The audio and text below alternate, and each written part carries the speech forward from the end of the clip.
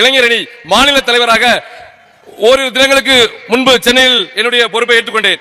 பொறுப்பை ஏற்று நான் பேசக்கூடிய முதல் மேடை இந்த தேனி மாவட்டத்தினுடைய சின்னமனூர். என்னுடைய இந்த இவ்வளவு நாள் என்னுடைய அரசியல் பொது வாழ்க்கையில் நான் எதையுமே தெளிவாக பேச முடியாமல் ஒரு காலகட்டத்தில் இருந்தேன். ஏன்னா ஏதாவது ஒரு கட்சியை சார்ந்து இருப்போம், நம்ம அவங்க என்ன சொல்றாங்களோ அதைத்தான் நம்ம பேச முடியும். ஆனா நம்ம சமுதாயம் சார்ந்த பிரச்சனையை பேசக்கூடிய ஒரே கட்சி பிஎம்டி மக்கள் பாதுகாப்பு இயக்கம் மட்டுமே. ஆக இந்த இங்க வந்திருக்கிற எல்லா மக்களுக்கும் ஒரு வேண்டுகோள் வைக்கிறேன்.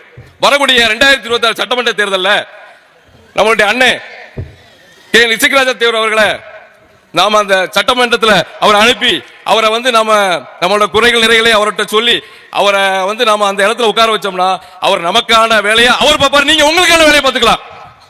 ஆக நம்மளுடைய சமுதாயம், அதாவது தென் மாவட்டங்களா இருக்கட்டும், தமிழ்நாடு முழுக்க, சென்னை முதற்கொண்டு நம்ம தான் இருக்கிறோம், சென்னையில இருந்து நம்ம தான் இருக்கிறோம், நம்ம தென் மாவட்டம் மட்டும் பேச வேண்டாம், தமிழ்நாடு முழுக்க நாம் அனைவரும் ஒன்றிணைந்து செயல்பட்டால் மட்டுமே இந்த வெற்றி நமக்கு சாத்தியப்படும். ஆகவே இன்னைக்கு இருக்கிற சமுதாய கட்சிகள்ல முதன்மையான கட்சியாக பிஎம்டி மக்கள் பாதுகாப்பு இயக்கம் மட்டுமே இன்னைக்கு செயல்பட்டு இருக்கு. அது நான் சொல்லணும்ல, நீங்களே உங்களோட இந்த தன்னெழுச்சியான உங்களோட இந்த இதை பார்க்கும்போது தெரியுது. இன்னைக்கு ஒரு சமுதாய தலைவருக்காக வரல, நீங்க உங்க வீட்டுல ஒருவருக்காக நீங்க வந்திருக்கீங்க. இவர் சமுதாய தலைவர் இல்ல, உங்க வீட்டுல ஒருத்தர் இன்னைக்கு உட்கார்ந்துருக்காரு, நீங்க எல்லாம் வந்திருக்கீங்கன்னா அந்த ஒரு பாசம் தான்.